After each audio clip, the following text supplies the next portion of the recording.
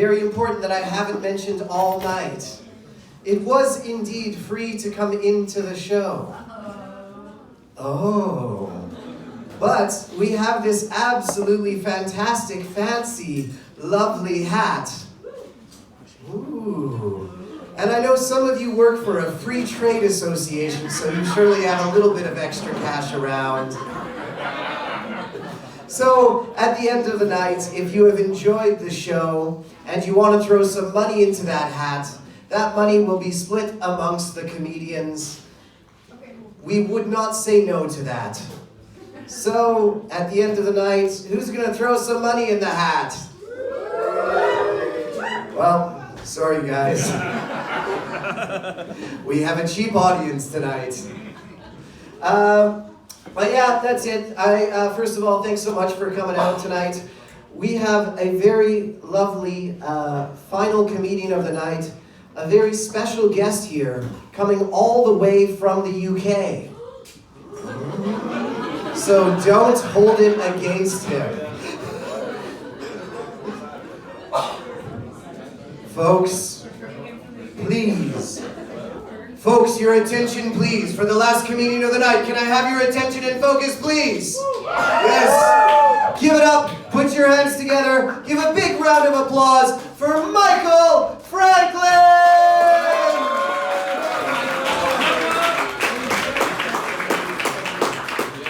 All right, Brussels, are we excited about the Thursday night? Yes, that's what I'm talking about. I can already tell that this gig is going to go better than the one I did 3 days ago. 3 days ago, I did a gig in a pub in London. And when I got in there, I went straight to the bathroom. Inside the bathroom, there were 3 urinals. Urinal 1 was being used. Urinal 2 was not. And urinal 3 was being used. I saw that situation, and I went to go use the cubicle, and the 2 guys at urinals saw that, and they started getting a little bit leery. They went, "Oi! What's the matter with you, mate? Bit shy, are ya? Bit shy, are ya?" And I thought, I ain't having this. My male pride got in the way. So I strutted up to urinal 2. And I took the biggest shit I've ever had.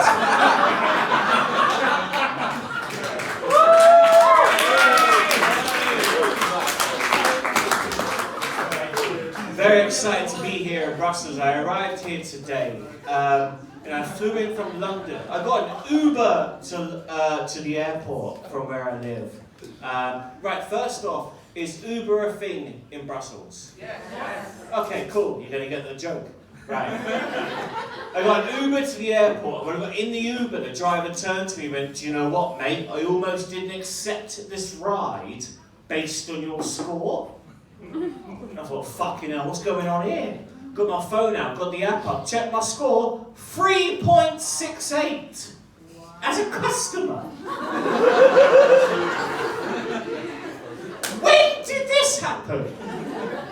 Right, so I looked up my history. I have been given 3 1-star ratings from drivers in the last month. And when they leave you a score that low, they have to leave a comment as to why. Now, ladies and gentlemen, I'm going to tell you what my comment said. And you guys try to guess how sober I was for any of these trips. Comment number 1, he kept challenging me to a rap battle.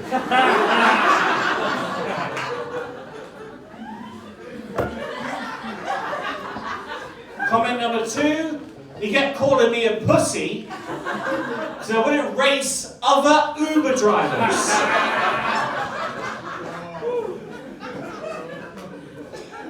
And comment number 3, he tried to do a runner on a prepaid taxi.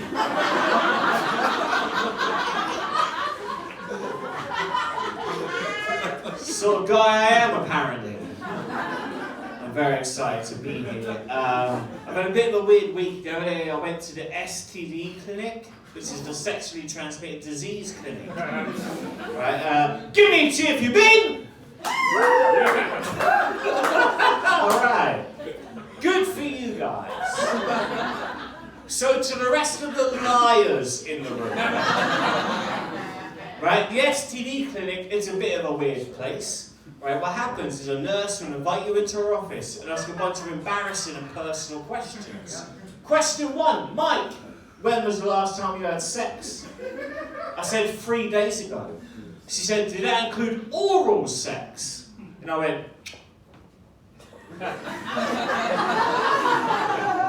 you're fucking right it did. And I can tell she wasn't amused by my answer.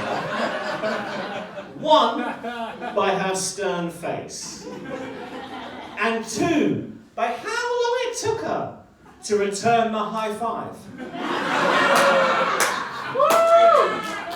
And the last question they ask you in this sort of place, she went, Mike, have you ever had sex with someone from outside of Europe? I said, yes. She went, okay, what country were they from? I said, Britain. And that, ladies and gentlemen, is my cleverest joke. Now, I'm going to hit you with the big news in my life at the moment. Ladies and gentlemen, got myself a girlfriend! Oh, yes! I mean, that's more enthusiasm than she shows about it. Right, and she's a model, ladies and gentlemen. Oh, yes, there's no joke there.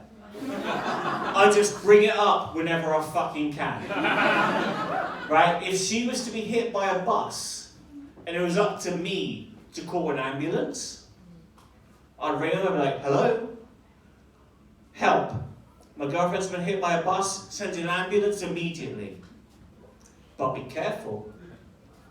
She's a model. And the guy on the other end of the line would be like, nice! And I'm like, fucking right? Oh, but no. And basically, right, so she is very into Harry Potter. Do we have any fellow potheads in the room tonight? Okay, I feel like anyone who's really into Harry Potter is because they watch the films roughly at the same age as the people in the movies, right? Now, I've never seen Harry Potter before, so I'd watch the films for a pair of 35-year-old adult man eyes. And you see the films through a different lens as an adult. Like, I am not saying that I am pro-bullying. But if Harry Potter went to my school, when I went there and it was in my class with the people who were also in my class, I'd fucking get it. Imagine being like student number 12 in Harry Potter's class. And at the start of every year, the teacher would say something like, prophecy has foretold that one day a student will come along who can hold the orb. You're like, it's fucking Harry! Just give him the fucking orb and we can move on with the lesson. And at the end of every school year, you go home to your parents and they're like, Mike, did you learn much magic at wizard school this year? No! Because we spent the entire year fighting adults to the death. Again! And they're like, oh my god, are these like just like random weirdos who have walked into the school? No! These are the most powerful and dangerous criminals known to man! In fact, the leader of these criminals is so feared that the other adults who are there to protect us don't have the courage to say his name.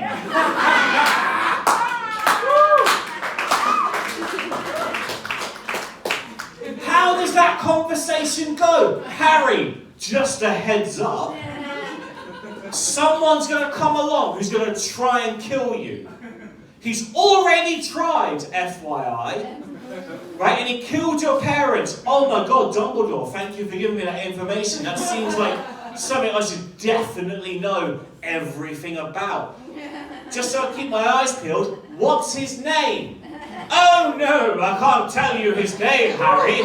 I can't tell you his name. Why, Dumbledore? Is it some sort of GDPR breach? What's the fucking problem? And my only issue with the Harry Potter films is, where are the school inspectors? Right, I'll tell you what else I've got a problem with. Are you guys familiar with Cinderella? Yeah. Yeah, we all know Cinderella. Now, Disney will have you believe that Cinderella is a story about princes, princesses, and fairy godmothers. It's not. It's a story about family abuse and a man with a foot fetish. What happens in Cinderella? Cinderella goes to the ball. She meets Prince Charming. She has to bounce before midnight. And here's where we pick up the story the next day. Prince Charming is in his castle. He calls in his right-hand man. His right-hand man is called Geoffrey. He goes, Geoffrey! Geoffrey comes in. Yes, sire! He goes, Geoffrey, I'm in love. Last night I met the woman of my dreams. She will be for sure my future wife and your future queen. That's amazing news, sir. There's only one problem, Geoffrey. What's that? I can't find her. I see. Don't worry, we will spare no expense at finding this woman quickly. What's her name? I don't know.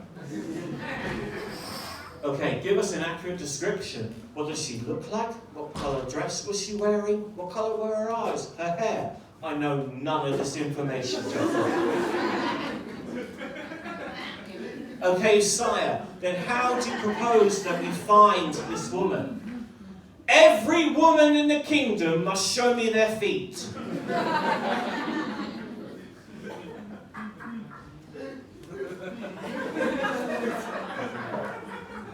Sir? What in the Quentin Tarantino are you talking about? Feet, damn it. And how will that help us? Well, you see, she left a shoe behind.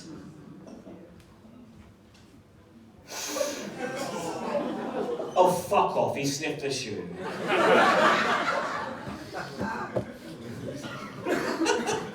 Sir, is that a transparent shoe? Why, yes it is.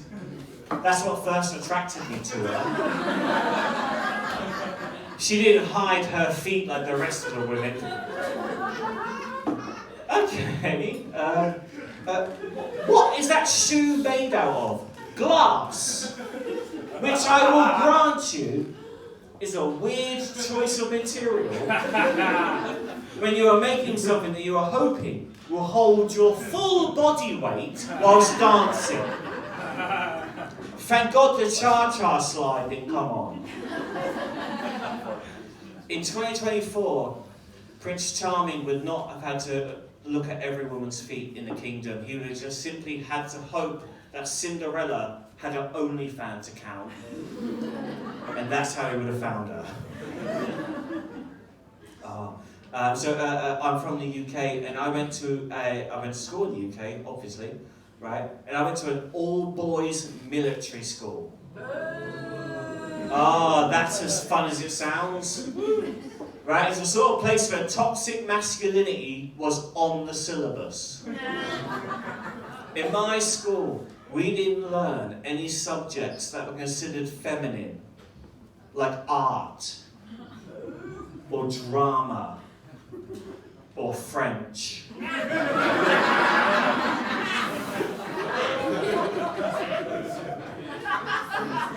Our head teacher said to learn another language is to mentally prepare to lose a war.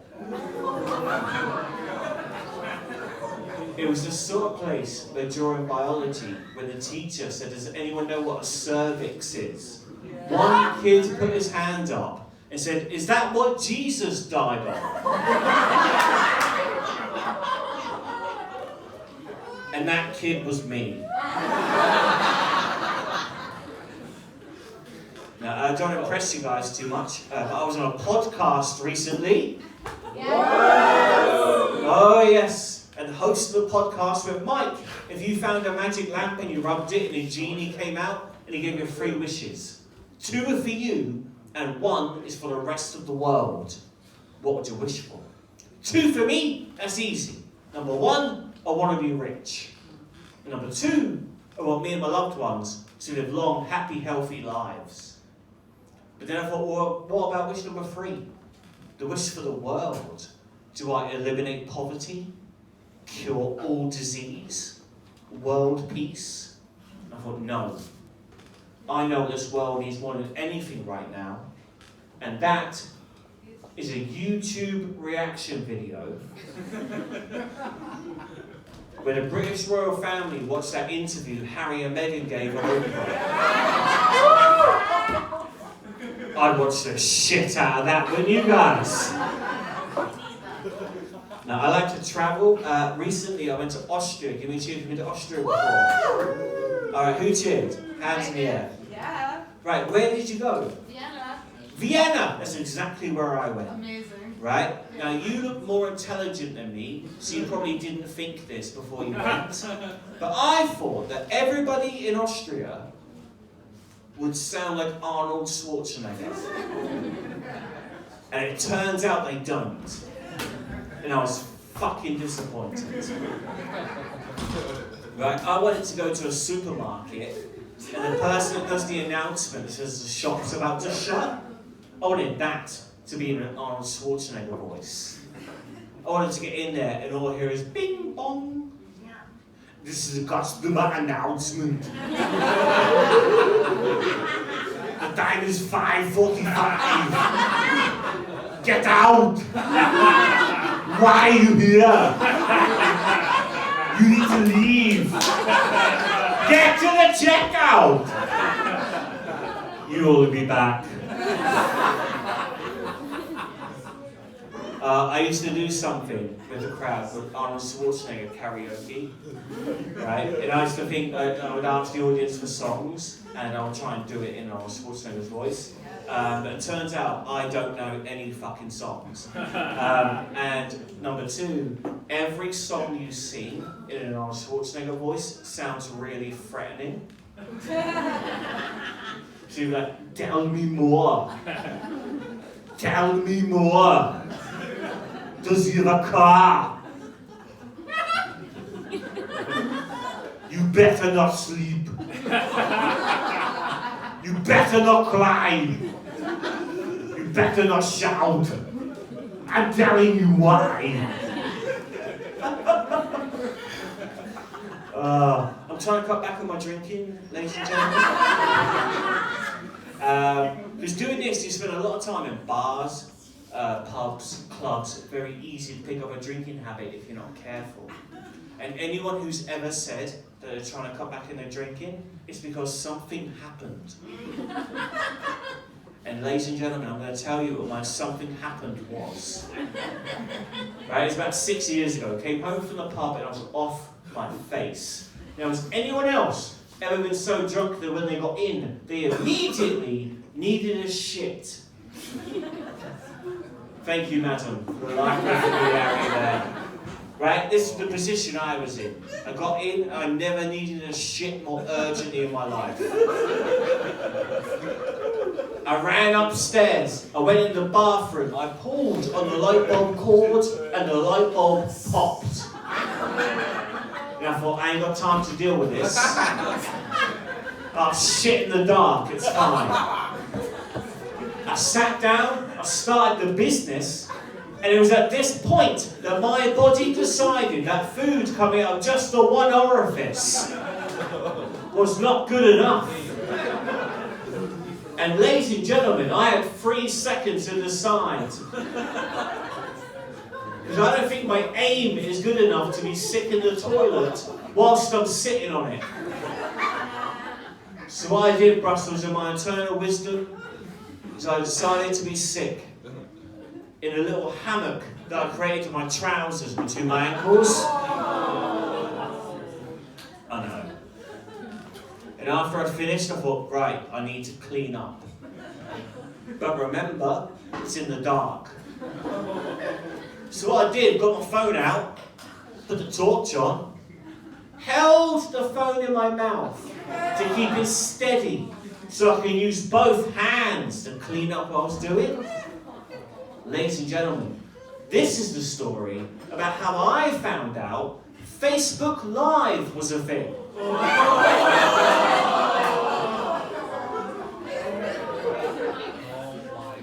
Now I'm going to end on this last story. Right? So ladies and gentlemen, last year was a big year for me. Last year I turned 35. Woo! Yes, on my 35th birthday, Facebook sent me a notification. It went, hey Mike, here's something you put on Facebook when you were 19. So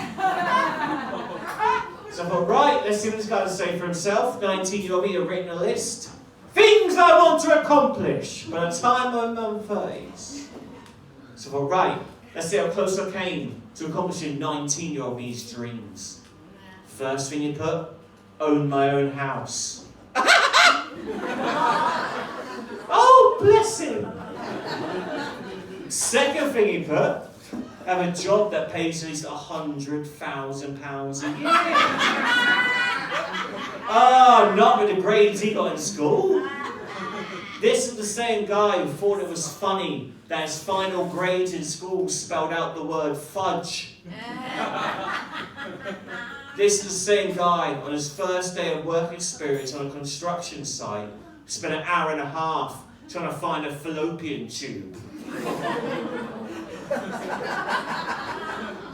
So to celebrate turning 35, ladies and gentlemen, I went on holiday with my mum. Yeah, me and my mum went to Spain for 2 weeks. And about 9 days in, my mum started getting cocky. She wanted to order her food in Spanish. We were in Benidorm. No fucking need for it. She said, Mike, how do you order a chicken sandwich in Spanish? Now, for those of you who don't speak Spanish in the room, the Spanish for chicken is pollo. And the Spanish for penis is polla. And ladies and gentlemen, I saw an opportunity to stitch my mum right up. The waiter came over, said, what would you like to eat? And with all the confidence in the world, my mum turned to him and said, hola. Uno polla sandwich, por favor. The waiter started laughing. He looks at me, I'm pissing myself. And out of nowhere, my mum just goes, Grande! And do you know what? Pedro's been a pretty good stepdad so far. Ladies and gentlemen, my name is Michael Frankland. Thank you very much.